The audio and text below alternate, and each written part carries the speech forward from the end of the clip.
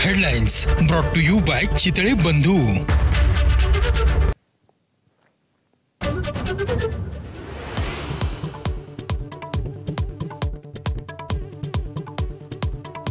आशिया चषकात आज दुबईत भारत आणि पाकिस्तानमध्ये हाय व्होल्टेज क्रिकेट सामना। दोन्ही संघांनी आतापर्यंत एक सामना जिंकल्यानं आजचा सामना कोण जिंकणार याकडे लक्ष। पाकिस्तानशी क्रिकेटचा सामना म्हणजे शहीदांचा अपमान, उद्धव ठाकरेंचा हल्लाबोल, देशभक्तीचा व्यापार सुरू असल्याची मोदींवर टीका। आज ठाकरेंच्या शिवसेनेचं माझं कुंकू माझा देश अभियान।